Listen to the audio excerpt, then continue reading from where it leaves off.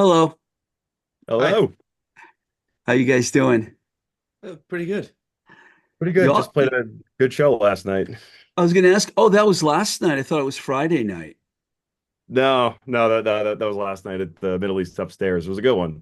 Well, you guys agreed to do an interview the day after a show. That's cool. Hardcore. Try to be punctual, man. I wanted to go back in time a little bit and get some background on everybody. I know a little bit about you guys. Gretchen, I know the most about, but are you guys all from the Boston area? Oh yeah. Yeah, we live I've Yes. lived there. God, I've lived there my whole life. Where are you guys from? Uh, I'm from Revere. I was born in Haverhill, but raised in Groveland, Mass. Yeah, that's like a really small town right near Yes, Haverhill, it right? is. Yeah, yeah. Yeah. There's a road that you can go. I think it's 113. I've driven Yeah. on that road to Yeah. Newburyport from, Right. That's it. yeah, Yep. yeah, yeah. Ronan, are you from the area too? Sort of. Like I've been in the Alston area like most of my adult life, but originally I'm from Ireland. I was going to So say, you're not an American. I could tell right away. And Ronan, I mean, come on. you know, You got the most Japanese badass name. name out of all of us. Yeah. Um, Gretchen, I know that you've been at this for a long time, and I think, and correct me if I'm wrong, everyone knows about the knockups, but you were in a band called Black Barbie before the knockups, right? Yes, correct. Was that your first band? That was my first band that did anything significant. Yeah. Yeah, because you had that demo that was out with Yeah. Brat. Yeah. Yeah. I was in some projects in high school, but nothing really panned out. And I went to Salem State for musical theater and switched my major after 1 year to English with a theater minor. And I started working at the radio station. And I was just like, I still want to perform. And I want to do music. And so I formed a band at the radio station, which was Black Barbie. That was WMWM. Is Yeah, that, yeah, it's exactly. a good Yeah. radio station. It used to be. Yeah. I haven't heard Oh, about it. yeah. Yeah. Amazing. There was a good local show there, and I remember at different times being there for different bands or whatnot. Um, when Black Barbie was playing, did you guys play around the Boston area a lot, or did you do any touring, or what did Well, we did. We were fortunate enough to go as far as Canada for a show, Vermont, New York. We did Lupo's, Providence? all that New England's up to Canada. The biggest things that we did, the biggest thing we did, I guess, some significant things were we got to play at Mamakin, which for me was pretty cool. A number of times in the front room, and then we got to open for Wayne Jane County in the big room, Wow. and we got to play with Power Man 5000 early in their career, as well as we opened for Letters to Cleo. Okay, I had no idea that you did that much before the knockups. I knew about the knockups, but I didn't know that you did that much playing. That's amazing.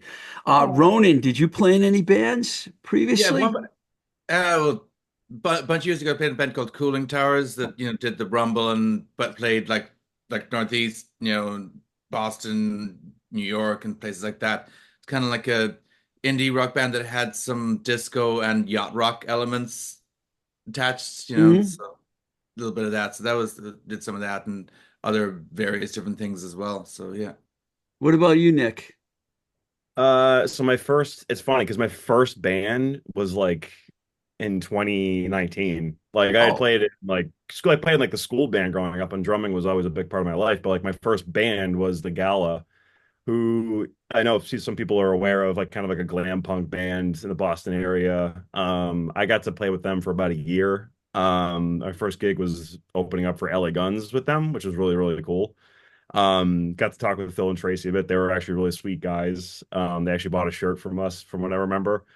And yeah, and I have, other than that, the pandemic happened like a year later, and the gala slowly kind of just faded away. And, a few years passed. And then obviously here I am today with these two fine people. Back in the 90s, when I worked for A&M Records, we had to deal with Polydor, and we put out the LA Guns record. I got to hang out with those guys. They were really cool. Steve Riley, who was the Boston guy, passed away not too long ago, I drummer. know.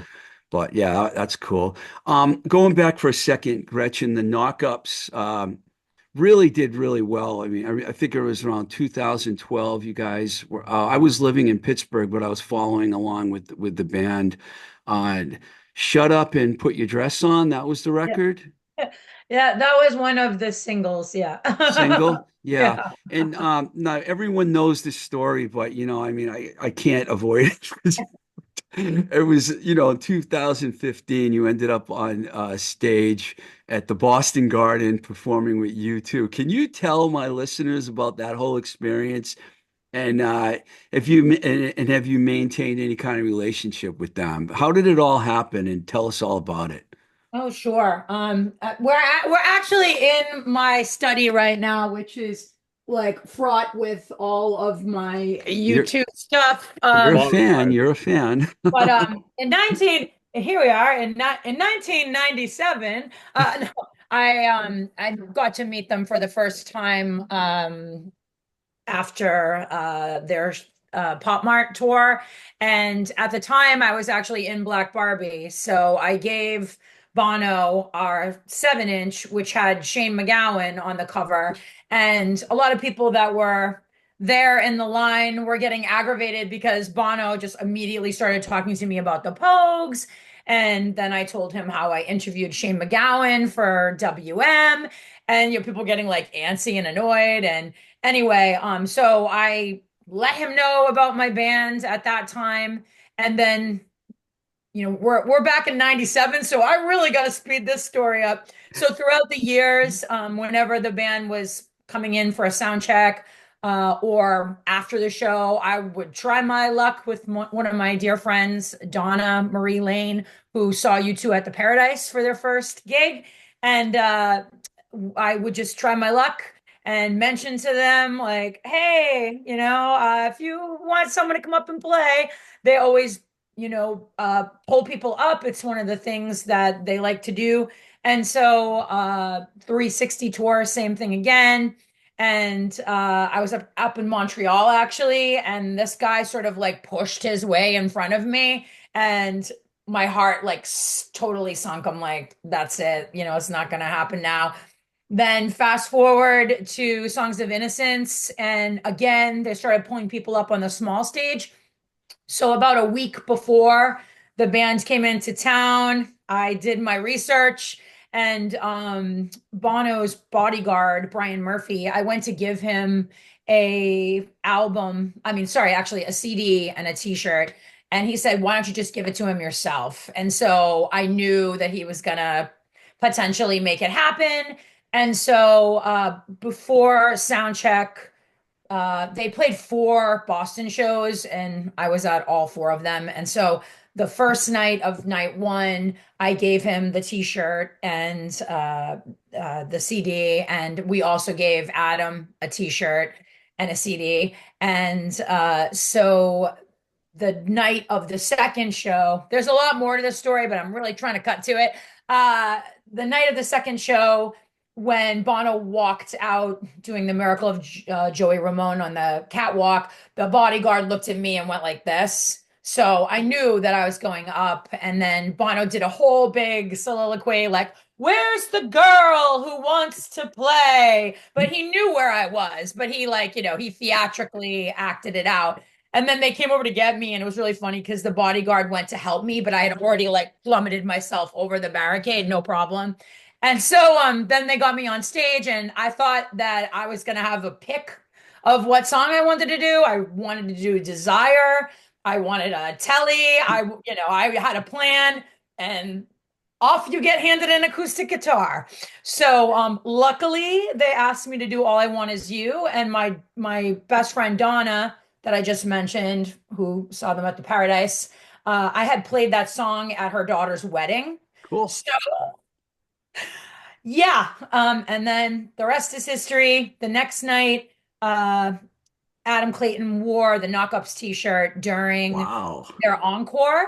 And to answer the latter part of your question, since that time during the pandemic, they launched U2 Sirius Radio, and their management contacted me to be a DJ. So I was of five people, I was handpicked to be the first five to do the radio show.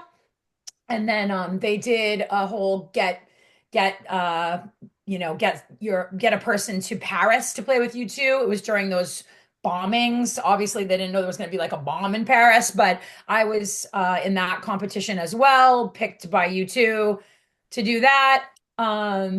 Am I forgetting anything, you guys? I can't even This is remember. all good. It's real good. Wow, Yeah. perseverance can get And then you I was through, in I Q guess. magazine. But they didn't say the band's name, which, really sort of irritated me. They just said Gretchen Shae, local musician, but they Q magazine, like I don't understand why they wouldn't name the bands. Like you two Hmm. named the bands. He said it several times on stage, and then Adam wore the shirt.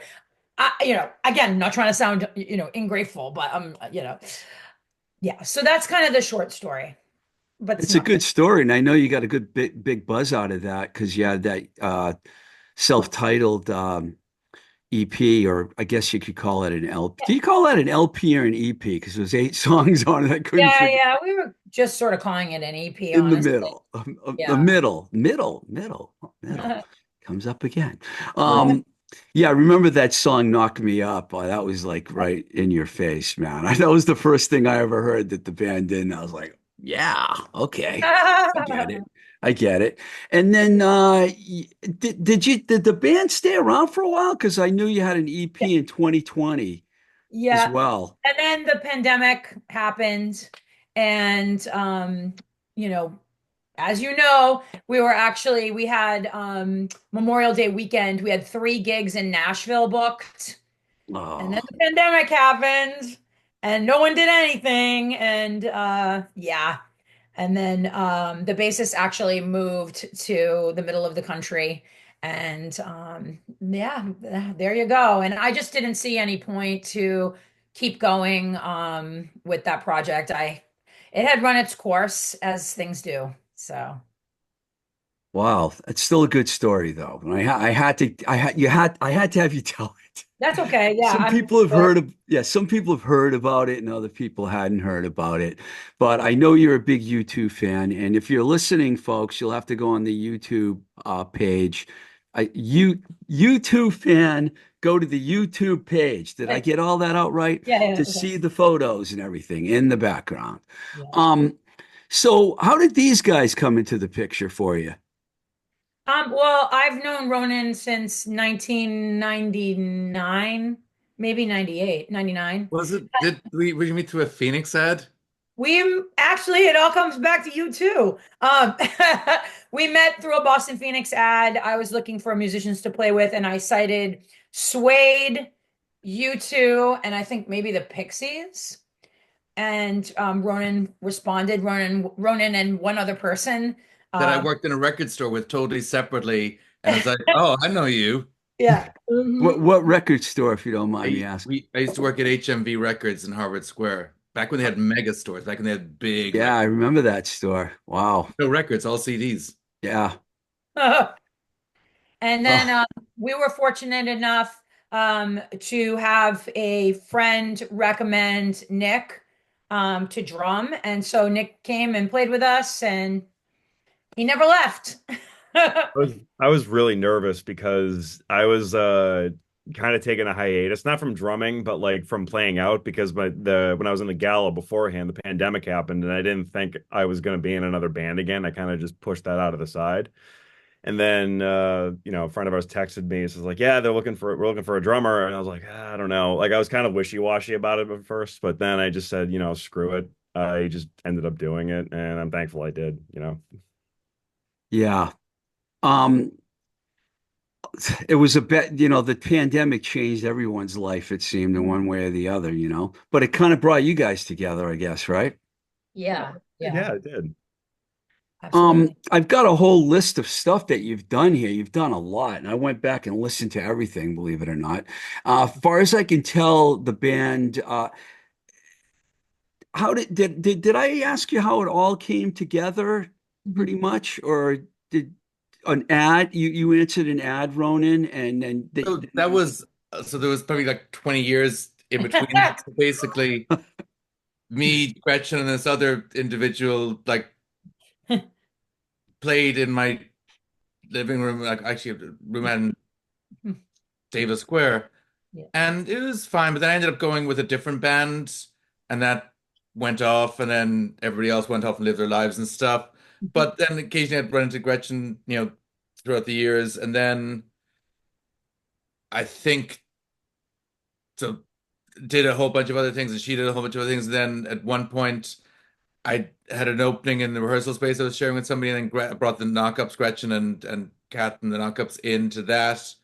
And then at a certain point, they were doing a Susie and the Banshees tribute, Yeah. and that was when I'd first played live with them. So I did that, and then a bunch of years later, after the pandemic, then we did the Susie thing again with some different people, me and Gretchen being the same common factor, and we're still doing that. And then at a certain point, she started the M8 thing or middle eight thing, and there were some lineup changes, and that's where I kind of popped in because I was already doing the Susie thing.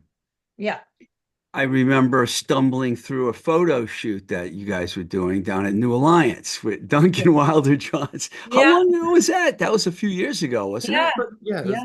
it was like what, three Yeah, years you ago. guys looked really Yeah. good. You guys were all Yeah. dressed up and you looked Uh, it yeah. was Good awesome. photo session. He did some wonderful work. We got some good photos out of that. Yeah, he's good. He's really good. I like Duncan a lot. Um, so it was 2021, The Business of Broken Dreams was the first single, right? And then That seems right. yeah, from that point on, you released a bunch of stuff up until you did a really cool cover of Voices Carry. Oh, thank Uh, you. yeah, I was wondering if anyone was ever going to cover that song. It's such a great song. What made you? Minahan actually did all the recording and mixing of that, so I'm sure you know the Sir D. That's really funny because I never call him Sir David Minahan, but I did put in my notes that you guys worked with. I was going to ask you about that. How did there was someone else that you worked with on the first few singles and then you went to David? Yeah, well, we worked with Michael Berry Oh from yeah. Pooh.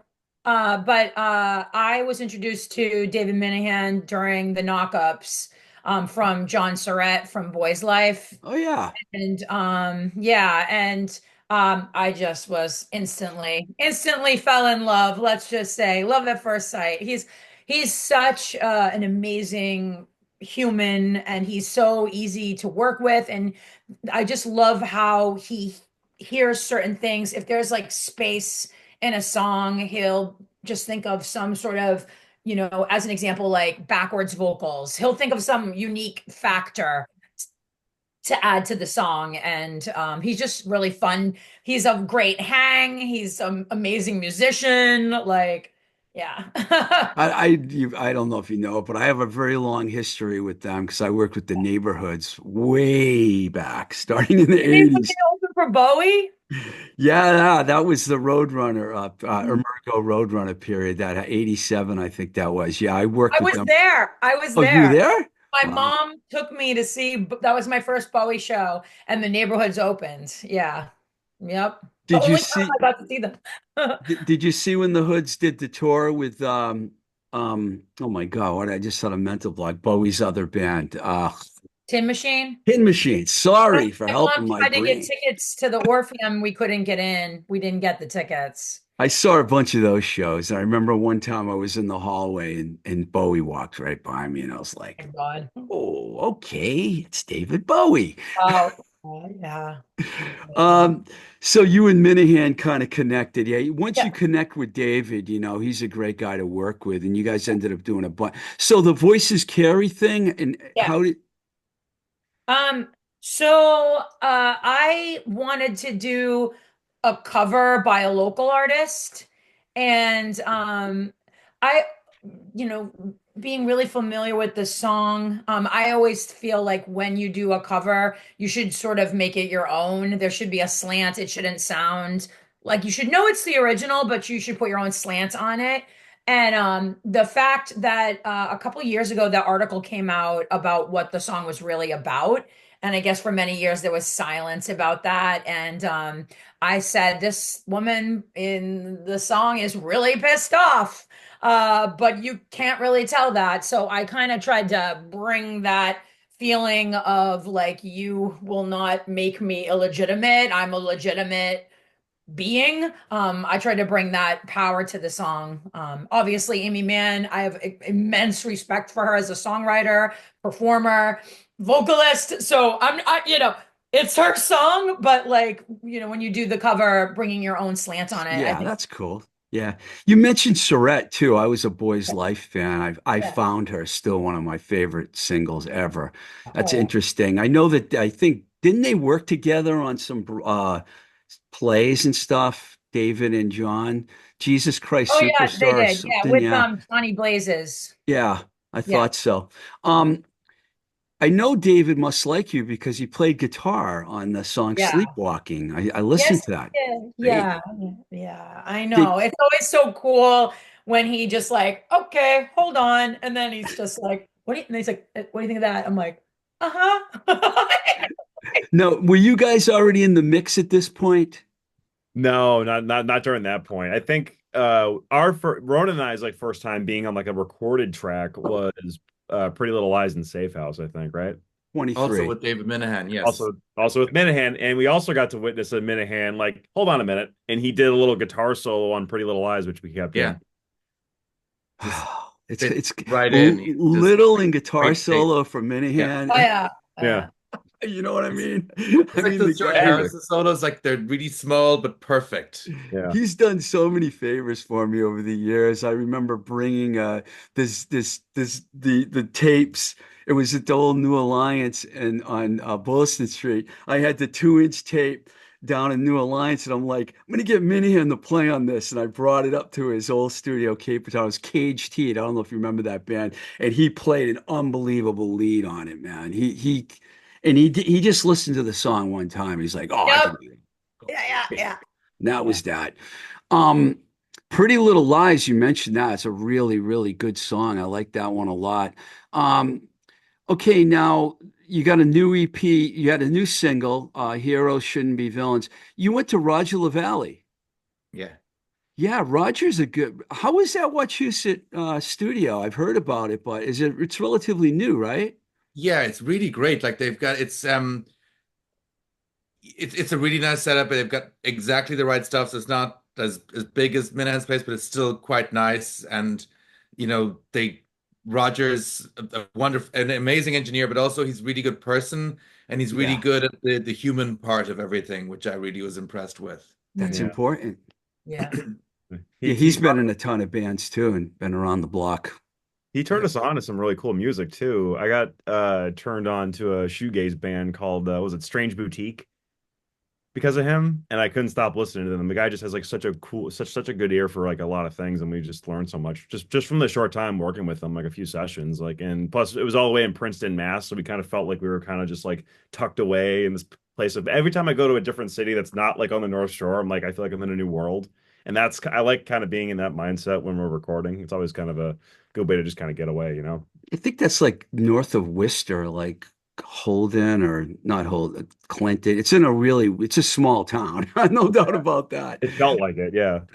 Um, I like the song. The guitar, the lead guitar on that song is fantastic, by the way. Really, Oh, really cool. good. Thanks. Um, so the EP's coming out. Oh, you just played the Middle East last night. How did that go? Was it a good show? It's awesome. It's really well attended. We opened up for Dead Leaf Echo from New York and Traders from Toronto, and our friend Nicole booked it through her Dark Springs organization, who book amazing shows and bring great bands from all around the world to Boston. Mhm. And it was really wonderful to be part of that. But Mhm. it Yeah. was a wonderful crowd. It was a lot of fun. But Yeah. you're going to do another show when the EP comes out, We're or still is trying to figure that out because we were also at the same time doing the Susie and the Banshees tribute thing like all October. We were just been doing shows and shows and shows We and stuff. played 5 shows in 6 weeks. Yeah. Wow. We're, And not counting this show, which would make seven. mhm. So, we were speaking with Michael Murata, and just with the holidays coming and people getting, we don't we don't want to compete with holidays, you know? Oh, that's understandable. Yeah, I Yeah, was confused, not confused, but I wasn't sure because I didn't see another date, yeah, and I figured that you probably would do something at some point. right. Um, what's the songwriting process for this band? I mean, I know Gretchen's always come to us with a lot of the songs that well, Gretchen, you said you've done it like either like on piano or acoustic guitar. Yeah. I write the song and the lyrics, and then I bring it to whoever I'm working with. I also do a little side project called Proles, which is more electronical music, electronical. And I just bring the bread to the table, and I tend to listen to the feedback of the other players. It's not, my forte. I'm not a multi-instrumentalist by any means. So I generally have like a feeling, a story, and then that's the seed of the song. Seems like electronica would be a word that I would use, so Yeah. it's fine. Electronical.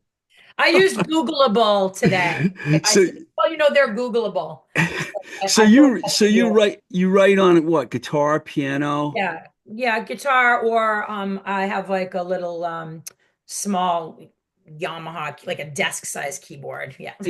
and you bring it in, and they help you with the arrangements, Yeah. basically. Yeah. Yeah, Yeah. and that system's been working for you, Yeah. I think obviously. it's kind of evolving because I'm generally used to being the primary songwriter in different bands, and this is a different situation for me. So it's I think everything's been a little bit different the way that things have Have you happened. tried to write together? Not like in the same room, although that would be interesting. I think Mm-mm. Probably that's part try of that the at some evolving point. process because that Yeah. is something where there have been like practices over the times that we've been in this band where we've just kind of jammed for a minute and a riff or two or a beat might make its way into a new song. And it's one of those things where subconsciously we might not think about it. But then like you'll listen to it recorded and you'll think like, oh, that's right. We actually did that at that practice a long time ago. Like there's some stuff on the new EP I remember that it was something that Roger did where we were recording one of the songs and it kind of took one thing that he said and one little thing that he did. He brought out his guitar at one point and it kind of reminded me of a few things that we did in practice at one point. So like things kind of come full circle here and there and subconsciously and sometimes we don't even like see it until we hear it, you know. So you guys are all in the Sushi and the Banshees cover band? Now we are. Now I we think are, yeah. originally it was just me and Gretchen, and then it's we're trying to make it a seasonal thing, just like October, but it's sort of sometimes we'll get an opportunity we can't turn down. And so this year, the previous drummer we'd use wasn't available to do it, so Nick stepped in, and now we're all doing both things. So yeah. Yeah. make, to make it more confusing because I feel like people would often be like Gretchen did the Banshees, Gretchen Shae the Middle Eight, and we were always been trying to like keep those separate, even though it's members from both bands. So sometimes I would try to make it very blunt in posts, like, no, this isn't the same band. I want to make sure everyone knows. It's all the same in the same rehearsal space, I imagine. Yeah. Yeah, Now, where do you guys rehearse?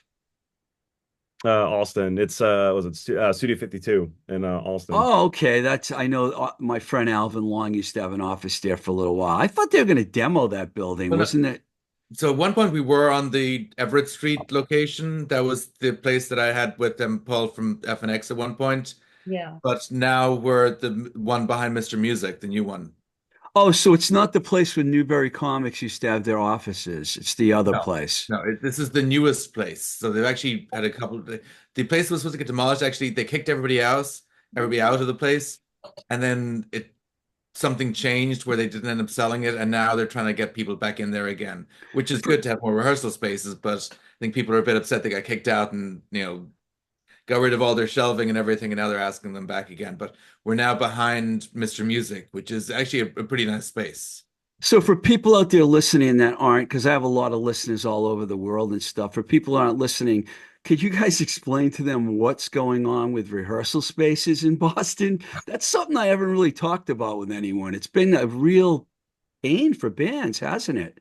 Ugh. Yeah, I mean, I think it's part of the gentrification that's happening all over the world, really, in most major cities. But it would always be like rehearsal spaces would usually the place would be in an area that was right before it came up, like a few years that they would find a like a warehouse or something like that and convert to rehearsal spaces. And then a bunch of years later, the people with money doing property management were like, oh, well, this is a great place for condos. They'd knock it down, and then the rehearsal spaces would move to the next area. I think we've gotten the point where we're out of places to go, and the musicians are being kicked out in favor of knocking these great kind of warehouse spaces that are rehearsal places and making condos out of them. It's a Sad. shame. I we got to save the arts, right? Got to Yeah. figure out how Always to do it. It's always a struggle, it seems, because like I could rant about this till I'm blue in the face, but like it just feels like I don't know, Boston just feels like it's constantly kind of like collapsing within itself in terms of like the music scene, because it's like, yeah, bands are still out there and doing their things. It means you just have to fight harder, but like it would be nice to like not have to constantly struggle like that, because yeah, sometimes beauty can come from struggle, like when songwriting and stuff like that, but it's like the amount of bands that have been like displaced, especially when the Sound Museum got demolished, because we were actually in there at one point. Um, it's just it's frustrating. Not only that, but venues too. Like it's just everything. I mentioned the costs are going up too at the rehearsal spaces as well, right? Oh, it's Yeah. pricey, all right. Um, I have to bring this up, Gretchen. You're in the faculty at Berklee School of Music, correct? Correct, Have you yes. been there for a long time? I was hired at the Boston Conservatory 9 years ago, and then the merger occurred, and I was re-interviewed when Berkeley, you know, became part of the conservatory, the two colleges merging together. So I then was hired by Berkeley. So it's kind of funny the way that the title is I'm Boston Conservatory Legacy Faculty at Berklee College of Music. That's the full title. And I That all always fits laugh on a because business card? legacy sounds like I'm dead. I always think that sounds funny, like the legacy of the Boston, you know what I mean? But yeah, it was funny because I was hired there 3 days after I performed with you two. Wow. That was a Yeah. good week. Everybody said I should have played the lottery that week. Wow, Seriously. that's incredible. So, how would you say by this is a kind of off topic a little, but what are the kids like now at Berkeley? I mean, because with all the things that have changed musically since, Yeah. like, I've been in the business since the 80s, Yeah. so I've seen a lot of change. I'm sure you have too. What are Yeah. the kids, what's the vibe with them?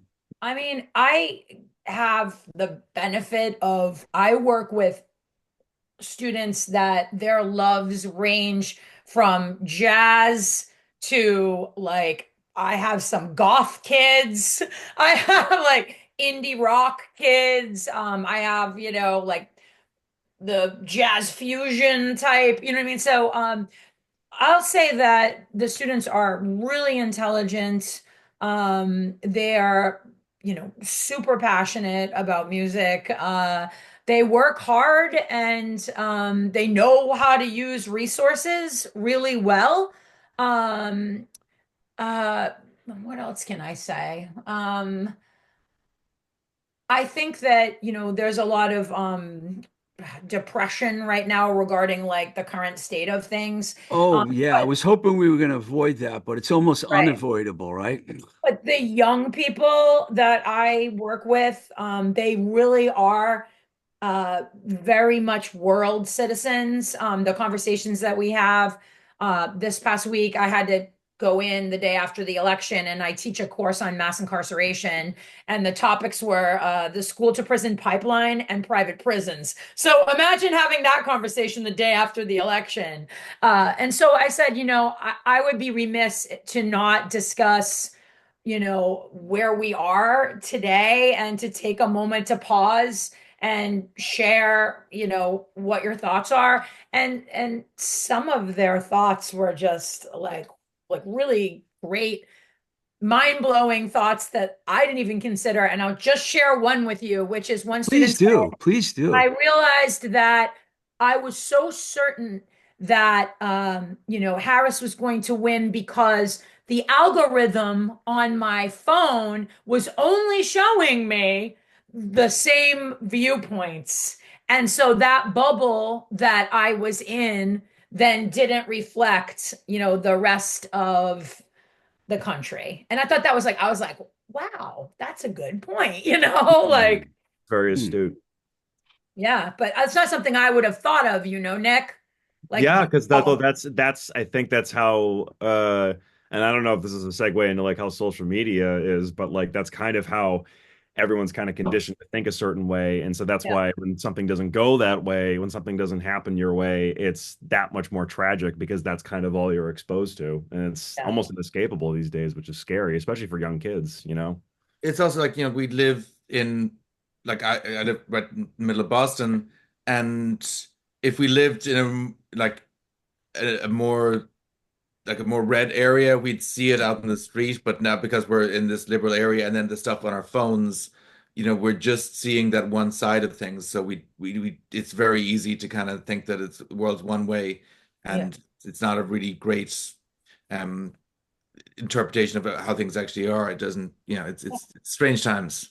Yeah. Another student from Wisconsin said, you know, I'm from Wisconsin, and I can tell you that religion is first, no matter what. Religion is first. And obviously, she was sharing with us, she was very disheartened, but she said, I'm telling you, coming from where I'm from, I'm not surprised.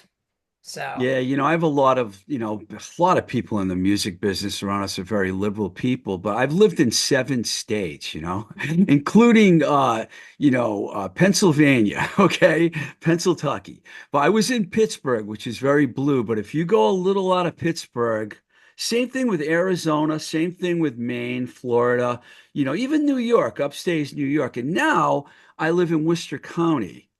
And it's so far away from what people in Boston are like. It's just I was trying to warn people, but you yeah. It's know, like I even Western Massachusetts. Like I remember one time going all the way to like Chicopee, Mass or something like that. And I remember just yeah, just seeing like a bunch of like flags that I didn't think I would see in Massachusetts. Because I think like when you see the breakdown on like the like United States map, you think, oh well, this state's this state's this. But then when you actually like zoom in, it's like, no, there's pockets of people everywhere, and it's like we were saying earlier, it's not representative of like real Right. life, fortunately. I usually don't try and bring politics into this podcast, but it's almost unavoidable right now Yeah. because so many people I talk to are so depressed and filled with anxiety that it's just like it's hard to avoid it. But I'm going to change the subject right now. So, what do you guys have for goals for the future of the band? I think definitely, more recordings, and also we've been fortunate enough to open up for some bigger bands like last night that we're really fond of. So a couple more gigs like that would be really great. Yeah, Maybe a small tour would be awesome as that, well. that would be amazing, honestly. I imagine with the job situation, especially with Gretchen, it would be hard to do more than like a short kind of Yeah. regional type tour, right? Yeah. I finish my semester December 15th, and then I don't go back till January 20th. And then at the end of the semester in May, I have about 3 weeks. If I decide to teach in the summer, I can have the summer off if I want it. But it's optional for me now. But in the fall, forget about it. Fall is my most busy time of the year. So once September hits, I'm burning the candle at both ends, as my grandmother would say. So you're going to probably try to promote this band on the internet with streaming and videos. Is there any videos happening? Yeah. Well, we did a video like maybe a year or two ago with our friend Gene Dante, and so I think a video would be great to do again. I Yeah. did so I did write a treatment for a video. It's still we're still thinking about it, but like anytime we're pumping out like, I hate the word, but like it is what it is. Content. Anytime we're pumping out content on social media, it's that we're and so I do all the like design work for the band and stuff, and Gretchen's Hmm. actually been very lovely and help and letting me kind of just do my thing and everything. And Ronan and everyone's just been so supportive of it, and I'm lucky that they like what I make. And so I've tried to like think of creative ways to like, all right, if we're not doing a music video, maybe a lyric video. Like we did drop a lyric video for Heroes Shouldn't Be Villains. And yeah, we just try to kind of I always just try to look at what bands are like big bands are doing just to see like how they use social media and how they use to promote because it's a constant fight to get your shit get things in front of people's eyes and it's you're always just Right. kind of on your toes and just it's very competitive, you know. Yeah, and Mhm. Bandcamp, I know you have all your stuff on Bandcamp, which a lot of people like Bandcamp, and I'm sure it's on all the streaming network. You never know, man, who's going to hear a song and they're going to It's do so something with it. true. It's Well, like, you work at a music college. I mean, anything Yeah, can happen anything at can happen. any time. Before I let you guys go, I'm just curious about what you guys are listening to these days. the new Cure album, that's a Yeah, it's good too. Ronan and I listened to it on the way back from New York. We were listening to that on the car ride home. I also just got the new Gavin Friday album, so Oh, nice. that's a fun one. You have a What lot of CDs behind you, Ronan. Yeah, I got stuck in that format. It's the House of Dead format. I think there's some cassettes here. I even have some floppy disks, which is I've got a lot. I have a lot of CDs, but I took them all out of their cases, but vinyl is my disease. It's like vinyl's I have some. great, and it would be nice if I'd gone there, but vinyl takes up way more space than I uh, have. it does. I'm listening to so my music taste ranges like a ton. Like I listen to everything. I was listening to Fear put out a new album. They're one of my favorite punk bands. And Did you then go see Leaving the other night at the Paradise? oh with Duff. No, I my friend was there for photographing that show. I wanted to see it. I did get to see Fear last year play the record front to back. That was awesome. And I got to meet Chris from Gangrene. Oh, Uh, Chris Doherty. Yeah. Yeah, he was he got up on stage with the FUs and did Alcohol, the song Alcohol, and like I got to meet him and shake his hand. He's a very sweet guy. And then I'm also listening to Tyler the Creator's new album, Chromacopia. I love hip hop. Obviously the new Cure album is really good. Like I consume albums like books. Like I can't even like think of all the ones I can't even name all the ones I'm thinking of, but yeah, yeah. Cool. What about you, Gretchen? Well, one of my favorite bands is Drab Majesty, and they just announced a show December 13th in Brooklyn. So dropped everything, and my partner and I are doing a road trip. Nice. Yeah. And then I mean, I like Nick, I kind of think I'm a little all over the place. I'm a big Lady Gaga fan, and I like the New Disease single. I'm trying to think of new things that I'm listening to. Any Boston bands you guys like? Um, I really was impressed with the Ghouls, who I was there the night that they played the Rumble and won the next round. I think they're great. Linnea's Garden, they're good friends of ours. The Knockups played with Power Slut quite a few Yeah. times. Um, Also, the Northern Line is a new band. My friend Bill Vox does that. A bunch of people. They're definitely have like a more of a Britpop angle, which is awesome. So those guys are great. My favorite Irish band, by the way, is Stiff Little Fingers. Oh, Love oh, that nice. band. Yeah. Yeah. Just want to throw that out there. Yeah, I saw them when they were here the same week as you two. And we were hoping that you two would be at that show. It could have happened. It could have Right. It was, happened, right? yeah, yeah. That was a long time ago now. if we're gonna talk Irish bands, and well, Ronnie knows this. My favorite Irish band is still Thin Lizzy because I have a Oh, special you know, relationship with them because my dad gave me a copy, like a cassette I still have of Jailbreak when I was a kid. one of my favorite concerts ever, if you want to go there, I was a teenager and I saw Queen and Thin Lizzy together. I mean, to me, it was like, Wow, that's amazing. I mean, Phil Lynott and Freddie Mercury sharing the stage. I mean, man, wow. It was Well, truly hey great. guys, thanks for coming on. And Inside a Dream EP coming out later this month. So Thank we're gonna you. get the word out there for you. November 22nd, everyone. Awesome. Thanks a Oh, lot, you guys. Thank okay, you all so right. much for your Appreciate it. time. All right. Awesome. All right. Bye. See you. Bye.